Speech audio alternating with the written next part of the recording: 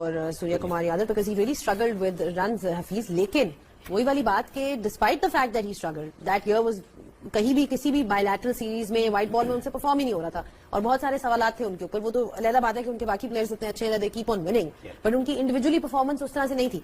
But जो उन्होंने comeback किया है इन दिस लास्ट 1 year और सो, वही क्या कहेंगे उसके बारे में? एक तो पॉलिश प्लेयर है, वो कोई लकी की बेटी नहीं है। हारा हुआ मैच को कोई जीतने में कन्वर्ट करना हो तो वो इंडियन क्रिकेट टीम से सीखे भाई, वो सूर्य कुमार यादव से सीखे। सूर्य कुमार की आप बात कर रहे हैं, देखिए 1 साल पहले तक ही has been among the top 3 batters in the world, तो बड़ा कंसिस्टेंटली परफॉर्म किया। लास्ट कह लीजिए कोई 6 to 8 months बहुत ही टेरेबल थे, ऑलमोस्ट टू अ पॉइंट जहां पर अगर वो लास्ट सीरीज में परफॉर्म ना करते तो शायद मुश्किल हो जाता उन्हें टीम में रिटेन करना। सूर्य कुमार यादव आज जिस तरह जिन्होंने क्लीन हिटिंग की है, तो मेरे ख्याल में सूर्य कुमार यादव इस वर्ल्ड कप में सारी टीमों के लिए थ्रेट रहेंगे। लेकिन दूसरी तरफ भट्टी साहब अभी सिराज इतने अरसे के बाद आए और हमने देखा कि बीच में वो अपने प्राइम बॉलर थे बुमराह, उनको जो नया बॉल नहीं दे रहे थे। आज सिराज को आती ही नया बॉल दे दिया गया। लेकिन क्या खेला सूर्य कुमार यादव, क्या गेम ऑफ फिटनेस, क्या कॉन्फिडेंस। मैं कहता हूं कि इसलिए कहते हैं कि टॉप की टीम ये किसी एक पे डिपेंड नहीं करती, हर प्लेयर का मैन, और वो दिखाई क्लास उसने जो सोचा था आज इंडिया यूएसए से हारेगा और हम भी फिर ताने मारेंगे कि इंडिया भी यूएसए से हारा हुआ है, और यूएसए ने ऑलमोस्ट कर दिखाया था भाई, कर दिखाया था यूएसए। आपने विद द बॉल कर दिखाया था, विद द बैट कर दिखाया था। यूएसए की टीम बॉलिंग कर रही थी तो ऐसे लग रहा था जैसे आज इंडिया कुछ भी नहीं कर पाएगी। आज चमत्कार होते होते रह गए कि पाकिस्तान भी बाल बाल बच गए और इंडिया भी बाल बाल बच गए। आज वो जो कहते हैं ना कि कैचेस विन मैचेस, आज 2 क्रूशल कैचेस, फहीम अशरफ का कैच हो जाए तो आपके पास सलमान मिर्जा और अबरार रह गए। यूएसए का इंडिया का तो पता नहीं, देखो इंडिया ने तो उनको हरा दिया यूएसए को, लेकिन ये खानदानी बदला लेंगे हमसे। उसके बाद उनकी बॉलिंग इंडिया जैसी स्ट्रॉन्ग बैटिंग के आगे जिसको कहते हैं ना हावी पड़ गई, तो ये हमारा क्या हाल करेगी यूएसए की टीम। तो सेट है, अगर सूर्य कुमार 4 पे परफॉर्म नहीं कर रहा तो ये नहीं किया गया कि यार जो डूबे है वो 4 पे चला जाए और सूर्य 6 पे आ जाए, ऐसा नहीं हुआ। The management has backed him. देख यही चाहिए ना कि यार आपसे तो एक सवाल करके मैं फंस जाता हूं, मैं कल नहीं आऊंगा भाई, मैं आपकी हरकत ऐसी मैं कल नहीं आऊंगा, मैं बता दूं आप इस तरह करते रहेंगे। सूर्य कुमार की आप बात कर रहे हैं, देखिए 1 साल पहले तक ही has been among the top 3 batters in the world, तो बड़ा कंसिस्टेंटली परफॉर्म किया। लास्ट कह लीजिए कोई 6 to 8 months बहुत ही टेरेबल थे, ऑलमोस्ट टू अ पॉइंट जहां पर अगर वो लास्ट सीरीज में परफॉर्म ना करते तो शायद मुश्किल हो जाता उन्हें टीम में रिटेन करना।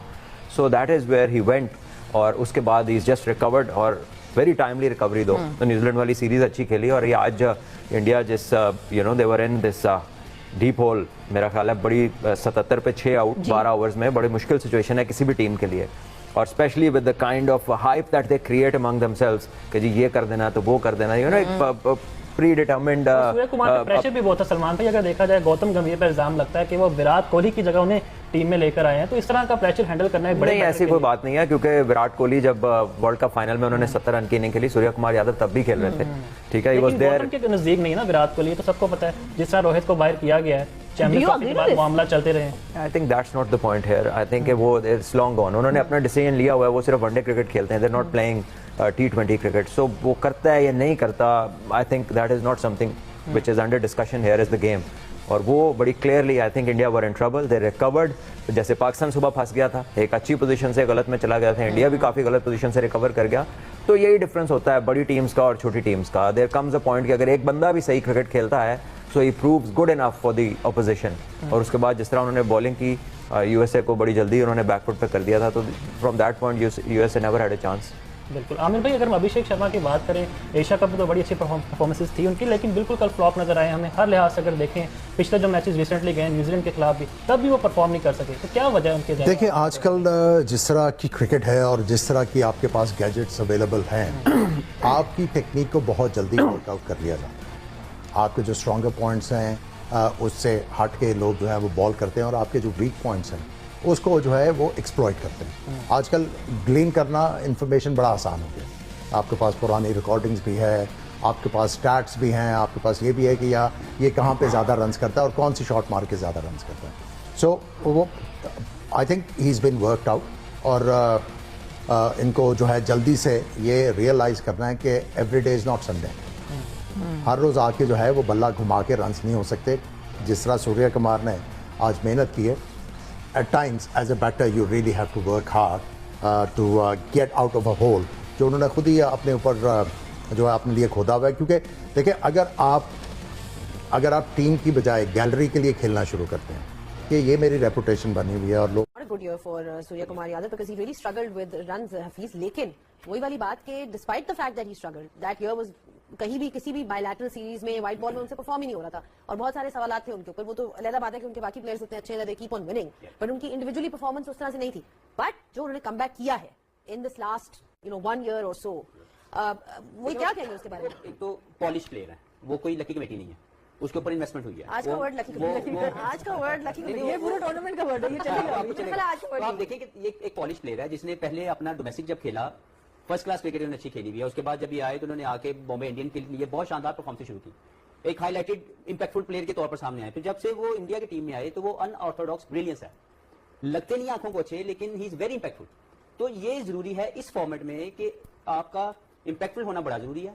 दूसरी तरफ जो शाह ने बात की कि जब आप स्टैंडर्ड सेट नहीं करते तो आप एक बंदे को 3 से 5 पे कर देते हैं. 5वें वाले पहले जैसे फखर है, वो अगर मैं एक हल्की सी रेफरेंस दूं तो वो ओपनर था, 3 पे आया, 3 पे 4 आया, 4 पे 5 और 12 बार पे शॉट फ्लोट करके निकली. ठीक है. यहाँ पे देखें कि अगर सूर्या कुमार 4 नंबर पे फेल भी हुआ है तो वो 4 पे खेल रहा है क्योंकि स्टैंडर्ड सेट है. अगर सूर्या कुमार 4 पे परफॉर्म नहीं कर रहा तो ये नहीं किया गया कि यार जो डूबे है वो 4 पे चला जाए और सूर्या 6 पे आ जाए, ऐसा नहीं हुआ. Management has backed him. देख यही चाहिए ना कि एक स्टैंडर्ड सेट है और एक रोल डिफाइंड है. उस रोल डिफाइन की जिम्मेदारी प्लेयर ने करके दिखानी है. मैनेजमेंट बैक कर रही है, प्रैक्टिस करवा रही है, nothing more than this, like more than that को मैनेजमेंट कर सकती है. तो एक रोल डिफाइन कर दे और आपको उसके मुताबिक प्रैक्टिस सेशंस के अंदर प्रैक्टिस करवा दे, then you have to go inside and deliver. तो मुझे लगता है कि सूर्या की आज की इनिंग्स जो कंडीशन और जो सिचुएशन बन चुकी हुई थी वहां पे बहुत इंपैक्टफुल थी और वो ऐसे ही खेलेंगे. अदा के चाहे सेनालीज स्पोर्ट्स क्लब ग्राउंड कोलंबो हो या वानखेड़े स्टेडियम मुंबई, ये वो 2 ग्राउंड है या 2 मुल्क है या 2 टीमें हैं कि जो इस वक्त सारी दुनिया की तवज्जो का मरकज है. पाकिस्तान इंडिया से खेलेगा या नहीं खेलेगा. आज चमत्कार होते होते रह गए कि पाकिस्तान भी बाल बाल बच गए और इंडिया भी बाल बाल बच गए. आज वो जो कहते हैं ना कि कैचेस विन मैचेस, आज 2 क्रूशल कैचेस, फहीम अशरफ का कैच हो जाए तो आपके पास सलमान मिर्जा और अबरार रह गए. आपके टॉप ऑर्डर बैटिंग जिस तरीके से कोलैप्स किए. एक वक्त ऐसा भी था कि जब पाकिस्तान को 50 रन चाहिए थे, 54 गेंदें बाकी थी, पाकिस्तान की 6 विकेटें बाकी थी, बाबर आजम भी क्रीज में मौजूद थे. वहां से आपने मैच को वहां पहुंचा दिया था कि फहीम अशरफ वाहिद मुस्तनद बैटर तो नहीं कहूंगा, ऑलराउंडर रह गए थे और पाकिस्तान को आखिरी 2 ओवर में 29 रन दरकार थे. वो अनहोनी जो है वो कर गए फहीम अशरफ, वरना अनहोनी तो हॉलैंड ने कर ही दी थी और अमेरिका ने भी आज इंडिया के खिलाफ अनहोनी कर दी थी. आज जो सूरत हाल थी, पहले हम पाकिस्तान पे बात करेंगे फिर इस मैच पे भी आएंगे क्योंकि बड़ा ये फामिस भी बन गए. विक्रांत गुप्ता कुछ नहीं रहा, आखिरी काम इन्होंने ये भी करना था. ये भी मुझे लग रहा है आखिरी में इरफान की तरह डांस वांस करेंगे. मेरे ख्याल है आज उन्होंने देखा नहीं अपनी टीम का हशर. 77 पर 6 जो अपनी बातें वो करते हुए दिखाई दे रहे हैं कि उनकी टीम सेमीफाइनल में आराम से पहुंच जाएगी. आपने सही बात कही नहीं. वो अगर पिछला वर्ल्ड T20 खेलने गए, हमने यहाँ बैठ के बात की थी शरीफ भाई कि वो सिर्फ न्यूयॉर्क में मैचेस खेले उन्होंने. पाकिस्तान डेलिस जा रहा है, न्यूयॉर्क आ रहा है, आपसे आके मुकाबला कर रहे हैं, वहां पे एक ही होटल में ठहरते हैं, एक ही जगह पे प्रैक्टिस करते हैं, सारी आपको तो फैसिलिटीज आप ही को मिलती हैं.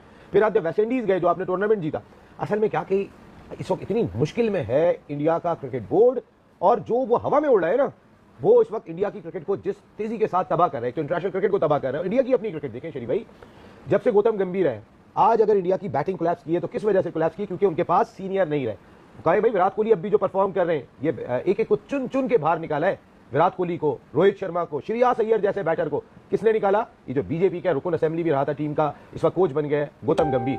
और आपने वो अपनी क्रिकेट को भी नुकसान पहुंचा रहे हैं क्योंकि ज़ाहिर वो बीजेपी के रुकन रहे गौतम गंभीर. तो राहुल द्रविड़ ने वर्ल्ड कप जिताया, वर्ल्ड T20, उसके बाद वो फारिग. उसके बाद जिन्होंने जिताया रोहित शर्मा, विराट कोहली, वो फारिग क्योंकि वो गौतम गंभीर को पसंद नहीं है और वो बीजेपी के.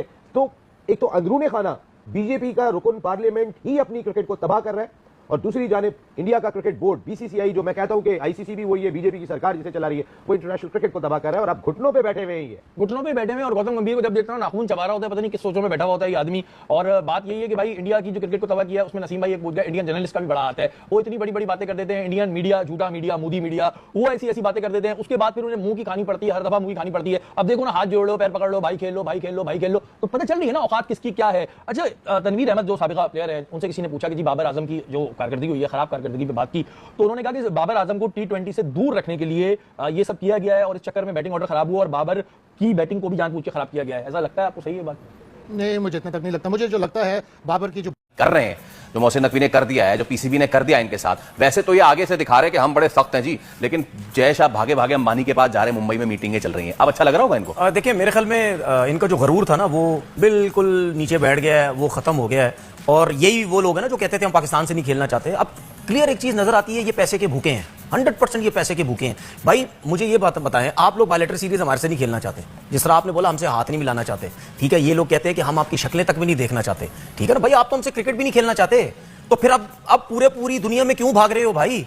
कभी इंडिया में किसी के पास जा रहे हो, कभी किसी क्रिकेट बोर्ड के पास जा रहे हो, कभी ट्विटर के जरिए तरले मिनते कर रहे हो पाकिस्तान क्रिकेट बोर्ड की, अपने मीडिया से झूठ बुलवा रहे हो। और जोकर मीडिया जो इनका है वो लगा हुआ है सुबह दोपहर शाम, लगा हुआ है ये क्या ये गलत हो रहा है, ये सब कुछ हो रहा है। फिर उसके बाद आप हरभजन सिंह को देख लें, फिर उसके बाद इनके कुछ सीनियर लोग हैं, मैं तो हैरान होता हूं इनके सीनियर क्रिकेटर्स की बातें सुन के। सीनियर जर्नलिस्ट भी तो हैं। ठीक है, जर्नलिस्ट को तो मैं खाते में इनके नहीं लाता ना, वो एक जो घूमता फिरता रहता उसको मैं क्या बोलूं। मैं हमारे लोगों ने इतनी उसको रिस्पेक्ट दे दी थी, मतलब मुझे अफसोस होता है यार, उसी रिस्पेक्ट पे उसको जो दे दी उसी पे बोलता फिर अब सबको आता ना, यहाँ पे लिफ्ट ना कराते ना उसके तो लग पता जाता तो कितना बड़ा जर्नलिस्ट है। ठीक है ना, तो बात सीधी सीधी ये है कि अब जो इनके साथ हो रहा है इनको पता चल गया है, दुनिया को पता चल गया, और सिर्फ पाकिस्तान ये हम नहीं पूरी दुनिया कह रही है कि इंडिया बीसीसीआई जो गलत कर रहा है इस तरीके से नहीं होना चाहिए। माइक अथर्टन ने तो यहां तक कह दिया कि भाई यूएन में जाके आप मसले मसाइल अपने हल करें, आप ये छोड़ दें। मतलब नासिर हुसैन ने बातें की, मार्क बचर ने काफी कुछ बातें की, और लोगों ने बहुत कुछ बोला। तो मैं तो सीधी सी बात है यार, मैं तो